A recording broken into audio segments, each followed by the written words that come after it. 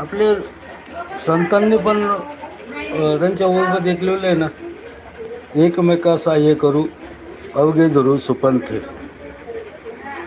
एकमेकाला सहाय्य केलं ना तर बरोबर होतं सगळं.